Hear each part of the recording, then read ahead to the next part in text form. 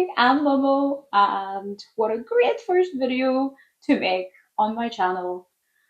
I'm about to make some enemies. But reading is subjective. This is just my thoughts and opinions and just how I felt.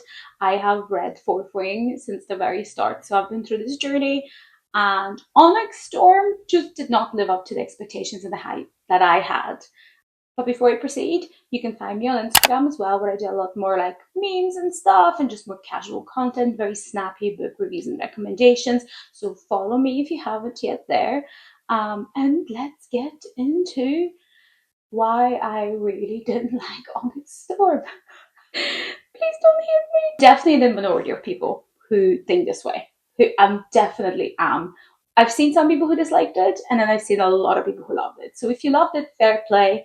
I love that for you. Please keep loving the series. This is just pure how I feel and how I felt after reading this. So don't let my opinion change yours. Now, obviously, it's going to be spoilers, so scooch if you haven't finished. The last book ends on a massive cliffhanger, right? So we've got Xaden is Venom, and you're really shocked and you can't wait to find out how, as a couple, they're going to handle it. And then you get this book, and it's completely breeze past. We have a time skip, and he's fine-ish, sort of, not really, but you don't get to see the build-up of what happened and how him and Violet are dealing with from the very, very start.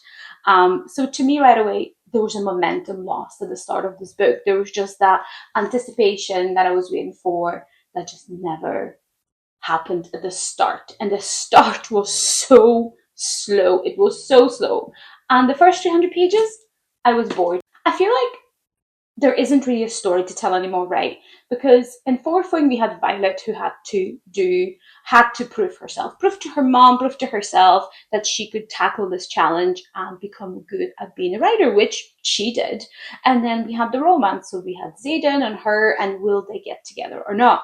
And then they did. So then what was left? Venom. And then Venom are these arbitrary bad guys that we don't really know that much about. We don't get much explained. This doesn't explain anything about them. I still don't know anything about Venom. If anything in this book, they seem actually that they're doing all right. Like, they're doing okay. In this book, we also don't learn anything. Nothing really of substance. Very little new sort of things. Violet Signet, yeah, fair enough. Anyone else disappointing in the Signet? Because to me, Dreamwalking seems, it was such a setup. It was very clear to me that her and Xaden were going to be separated, and all they're going to need this Signet for is so they can bone in their dreams. They're going to be boning in their dreams. That I'm calling it. Runes as well. We see them use runes and learn to make runes, but we don't fully understand what runes are. So did you guys know this is runes?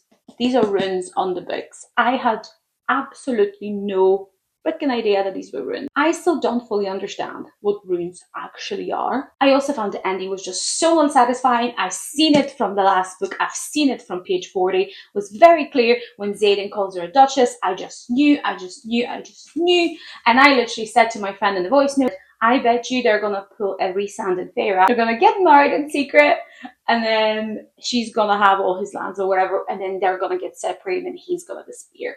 Cold it. And there are so many characters, new characters. Previous characters aren't described well enough. You don't remember, if you don't remember who they are, there's no hint of why they were in a previous book, or maybe where you've heard of them previously. There's none of that. So you're just like, who is this guy? Who's that girl? I went and raw dogged it. I didn't reread, okay? I had other better books to read, and thank God I didn't waste my time. But I've seen plenty of people say that they've reread the whole series, and they still had no idea who half these people were. My favorite characters were non-existent. We barely see Rhea in this book. She's barely in it. Brennan, I was hoping to get to know Brennan more, and we didn't get that at all. Mira's barely there. Everybody seems like they're there whenever Violet needs them. They're NPCs standing around waiting until Violet needs them and calls them to action because of whatever plotline she needs to accomplish at the time. Riddick, I think that's how you say his name. is the only one. Does his back hurt from carrying this book? Does it hurt, Riddick? He was the only one that I loved. I didn't even like Zayden anymore. I didn't like Violet anymore. He was the rock. He was the glue of this series. He was funny. He had great jokes. And if anything happens to him, Rebecca already said someone we like is going to die in the next book. And it's probably going to be him, because why make us get to know him so well in this book? I will be fuming. We had the quests and a lot of travel time. So we spent 300 pages first. Absolutely nothing. Going back to class. They're in the middle of war and they're going back to class. And unless Violet decides to do a quest to go and do something, no one's doing anything about the war. Well, where's the adults? Why aren't the adults doing anything? There's war, and the adults are just bringing the kids back to class instead of figuring out how to defeat an enemy that could potentially destroy the whole continent. Then Violet, of course, wants to go and travel around islands that very little people have ever been to, and there's very little record of, only her dad. There's very little description of these islands. I couldn't even tell you their names. Couldn't tell you the names of people that were there. The tribes or the people or the civilians of those, barely remember them, bar some clothing description. And then the whole plot of trying to get Andara's, obviously, family, trying to find her 7 race of dragons. And it happens so quickly. We go through that so quickly in a couple of 100 pages. That is jam-packed. You can barely process it all. And then when we finally find them, they want nothing to do with the continent. So then they come back home, and they've accomplished nothing. They come back with empty hands, and I can get that's a good choice point, right? But it was just not executed that well. I didn't feel like they actually failed, because again, I feel like everybody has plot armor in this freaking book. Nothing bad could potentially happen to anybody. And then obviously there's the Venom lady, whatever her name is, the bad Venom lady that has lightning, which turns out to be weather power. She's like, Violet's mom, like an equivalent of that. So does that mean, and then we have equivalent of signets in Venom version? Maybe, who knows? That could have been Violet's Venom version of mom, but we barely get her fleshed out, and then she's dead. She's dead. So we don't even know why she wants Violet. What for? So again, we have learned nothing. We learned nothing. We learned nothing more about the world. We learned nothing more about the Venom. And then Zayden's and Violet's relationship has really degraded for me. I'm not really a fan of them anymore. They do make me a wee bit sad. I just don't care anymore, because it's all lustful. It's all about how beautiful he is. That is literally all that Thurston Violet does for this guy. It's all about him being beautiful and his onyx eyes. And he's beautiful. But guys, did you know he's beautiful? All they want to do is bone each other, and then they complain that they can't because he can't control himself. But then suddenly he can, because it's been a specific amount of days, and suddenly he feels in control now to do the giggity. It could make sense.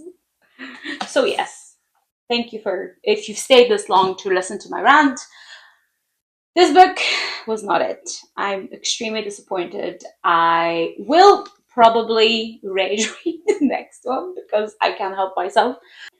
It's not what I wanted from a third book in the series. It's too slow, not enough happened, and it didn't hook me. It was a chore to get through this. I borrowed the audiobook from Libby to be able to get through this. So, yeah. So that was my thoughts on Onyx Storm. Please don't hate me. And yeah. So if you enjoyed my yapping, I have a PhD in apology. So if you'd like to continue watching my rants and reviews, I'm going to put up more content about books, some more recommendations. I have a video that I want to do about how you can really utilize audiobook listening for as cheap as possible. I've got quite a few recommendations for that. So if you could like this video, that would help out a lot.